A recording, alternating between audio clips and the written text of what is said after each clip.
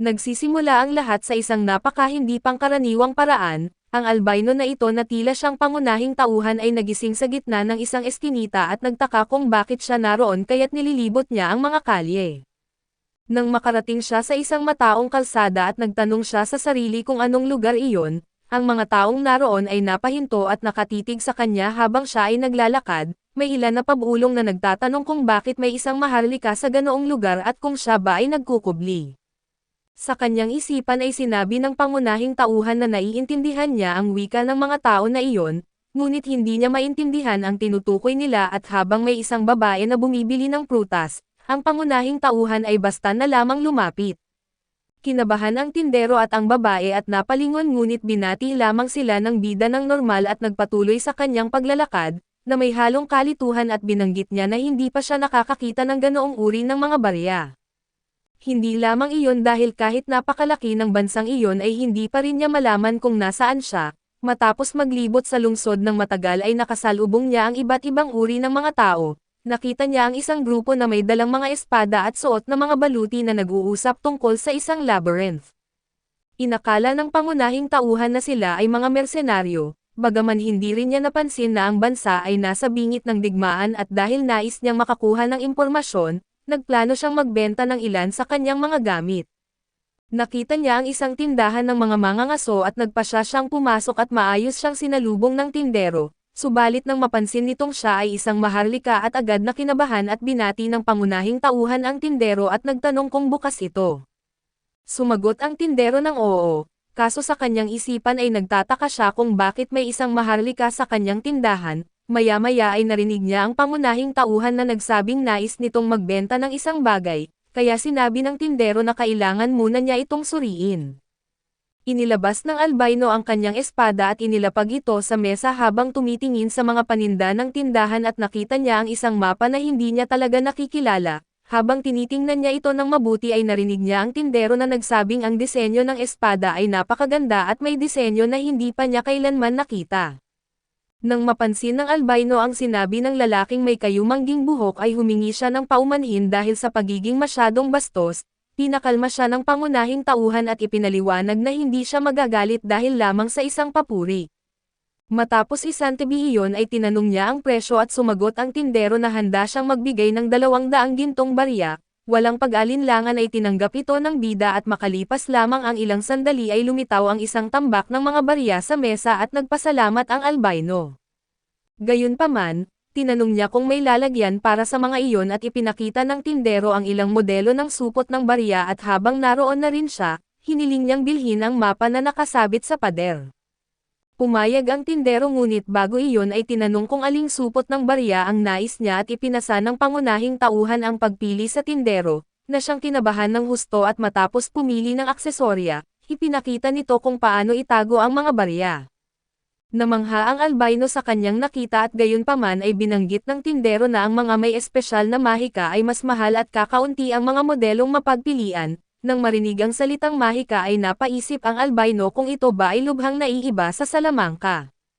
Makalipas iyon ay nakita siyang naglalakad sa lansangan at napansin niya kung gaano kahawig ang pakiramdam ng lugar na iyon sa bansang pinagmulan niya, gayunpaman ay ang pagkakahawig na iyon din ang nagbigay sa kanya ng pakiramdam na hindi siya kabilang. Muling iniisip ang pagkuha ng impormasyon at binanggit niya na kailangan niyang maghanap ng taong makakatulong sa kanya, isang taong hindi natatakot magsabi ng iniisip na may kahit kaunting maayos na moral, at sapat ang talino upang makakaboses sa pagitan ng mga linya.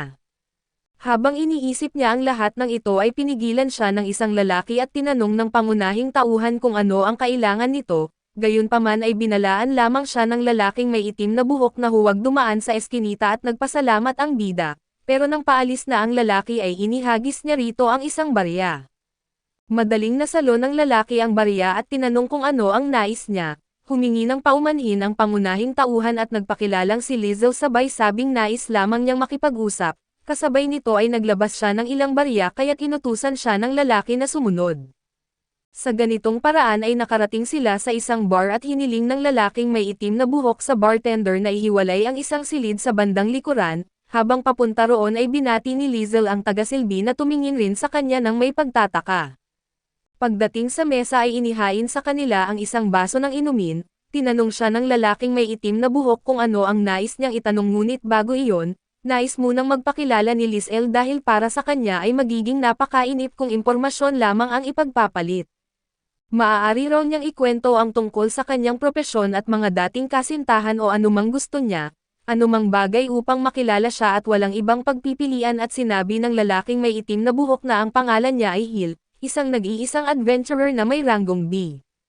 Wala pa siyang naging kasintahan at wala rin siyang balak na magkaroon na isa siyang nag-iisang lobo at malamig at walang emosyon, dahil dito ay napag-isip-isip ni Lizelle na marahil ang mga taong nakita niya sa lungsod ay mga adventurer din.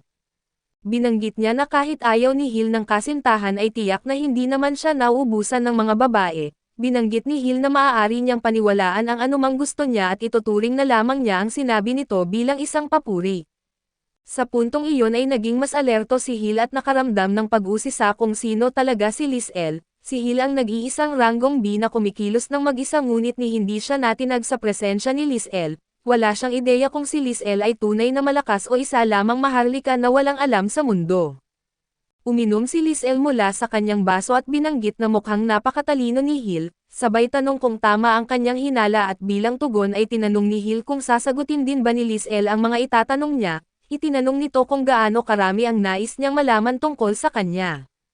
Sumagot si Hill na nais niyang malaman ang lahat kabilang ang detalyadong kwento ng kanyang buhay pag-ibig. Nagsimulang magsalita si Lizelle at sinabing wala siyang trabaho ni anumang patunay ng kanyang ranggo sa lipunan. Tungkol naman sa kanyang kasaysayan sa mga babae ay ibinahagi niyang ang isang lalaki ay hindi nag-iingat ng alaala, isang ganap na Ginoo, at hindi naramdaman ni Hill na nagsisinungaling siya, pero hindi rin iyon isang maayos na pagpapakilala, kaya sinabi niyang iyon ay dahil hindi siya tinanong ng tamang mga tanong. Giit ni Hill sa sarili na wala siyang balak maghinala o magsiyasat patungkol sa kanyang pagkakakilanlan, ngunit nakaramdam pa rin siya ng kaunting pag-usisa, at sa sandaling iyon, sinabi ni Lizelle na dumiretso na sila sa paksa, sabay ilabas ang isang mapa at buksan ito sa ibabaw ng mesa. Bilang panimula ay hiniling niya kay Hill na ipaliwanag ang sitwasyon ng lugar na ipinapakita sa mapa. Binanggit ni Hill na iyon ay Parteda at ito ang kabisera ng kaharian ng Markad na isang bansang mangangalakal, at katabi nito ang Cabana, ang bansa ng mga mahiwagang mineral. Ikinwento niya na noong unang panahon ay nagkaroon ng mga sagupaan ang Markad at Cabana, ngunit sa mga nakaraang panahon ay humuhupa na ang tensyon, at para kay Lizelle, malinaw ang ginagawa ng bansang mangangalakal na Markad.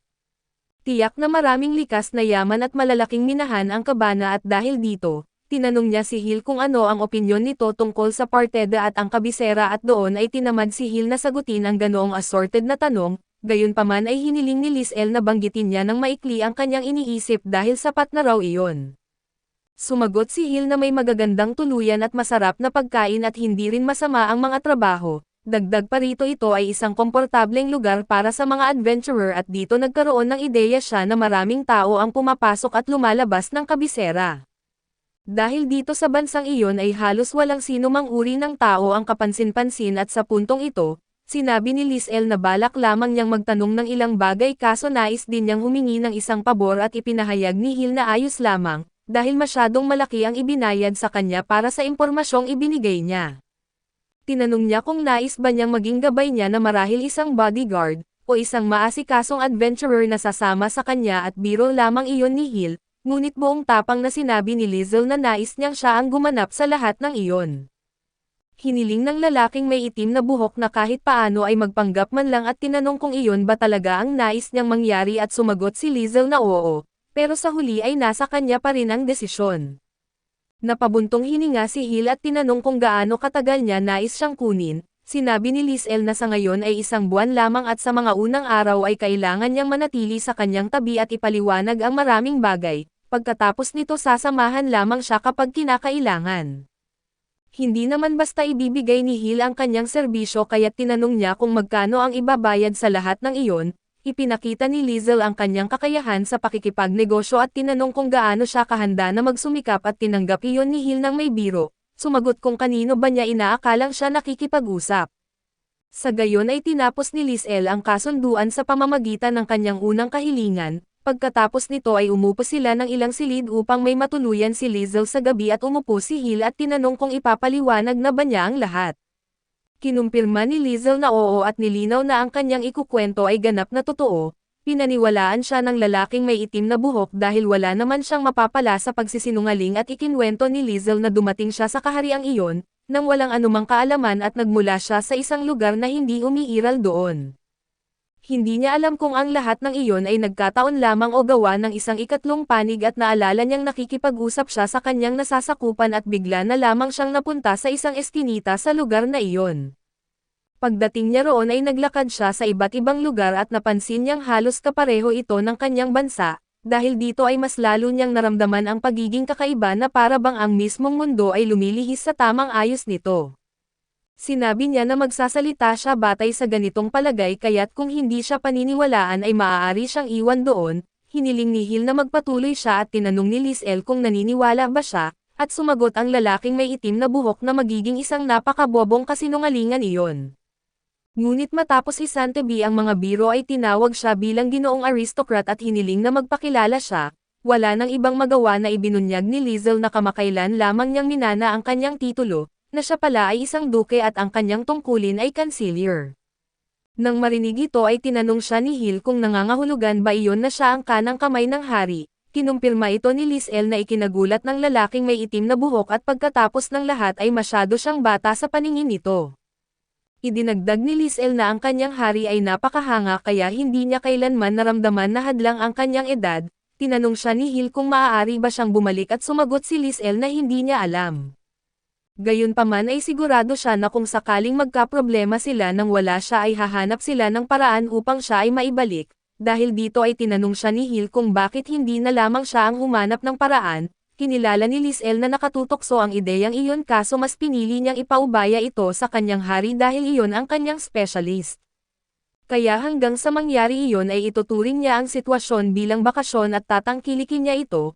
Kinabukasan ay maaga siyang nagising at kumatok sa pintuan ni Hill at tinanong siya nito kung may nais ba siyang puntahan, at sumagot ang pangunahing tauhan na nais niyang maging isang adventurer. Sa simula ay nag-alinlangan si Hill pero nang makita niyang hindi siya nagbibiro, pumayag itong samahan siya upang bumili ng kagamitan at pagkatapos nito ay nagtungo sila sa guild at ipinaliwanag ng lalaking may itim na buhok ang mga pangunahing kaalaman. Tinatanggap ng mga adventurer ang mga trabahong ipinapagawa ng iba at ang guild ang nagsisilbing tagapamagitan para rito. Matapos nito ay lumapit sila sa receptionist at ipinaalam sa kanila na wala roon ang guildmaster sa oras na iyon, kaya hiniling na bumalik na lamang sila sa ibang araw at nilinaw ni Liesl na nagpunta siya upang magparehistro sa guild. Nagulat ang receptionist na si Miracle at tinanong kung hindi ba ipinaliwanag sa kanya ang lahat. Dahil dito ay nalito si Liesl at ipinaliwanag ng receptionist na iyon ang palayaw ng lalaking may itim na buhok, nilinaw ni Hill na hindi niya pinili ang palayaw na iyon. Isinantabi iyon ng receptionist at ipinaliwanag na may karapatan ang guild na tanggihan ang pakikialam ng pamahalaan kaya't hindi sila tumatanggap ng mga maharlika, kabalyero o katulad nito at hiniling kay Liesl na umalis na at ipinaliwanag ni Hill na hindi iyon ang iniisip niya, dahil ang albino ay hindi isang maharlika. Hindi siya pinaniwalaan ng receptionist, gayunpaman ay muling iginiit ni Hill na hindi nga ito maharlika at sa huli ay pumayag ang receptionist na asikasuhin siya at matapos ang lahat ng paghahanda, nagpakilala ang lalaki bilang Stott at hiniling sa pangunahing tauhan na itusok ang kanyang daliri sa bagay na iyon. Ginawa ito ni Liesl at nakita niyang may isang patak ng dugo ang tumulo at nang bumagsak iyon sa isang dahon ay bigla itong nagliwanag, matapos nito ay naisip niyang dilaan ang kanyang daliri. Gayunpaman ay pinigilan siya ni Hill at pinagsabihan dahil sa pagiging tanga. Matapos ang lahat ay ibinigay ni Stott ang guild card ni Liesl at pagkatapos nito, naglabas siya ng ilang aklat upang ipaliwanag ang tungkol sa mga kahilingan sa trabaho. Binanggit niya na ang guild ay nagpapahiram ng mga ensiklopedya tungkol sa mga halimaw at halaman na maaaring hilingin sa mga gawain. Kung sakaling may alinlangan ay maaari niyang konsultahin ang mga ito o direktang magtanong sa reception. Tinanong ni Liesl kung ibinebenta ang mga ensiklopedya at sumagot si Stott na hindi, ngunit maaari itong gamitin ng libre. Idinagdag pa niya na mahigpit na ipinagbabawal ang paglabas ng anumang aklat ng guild mula sa gusali. Matapos sabihin iyon ay kumuha siya ng isang papel at iginuhit ang isang mapa patungo sa isang tindahan ng aklat na nagbebenta ng mga libro mula sa iba't ibang larangan.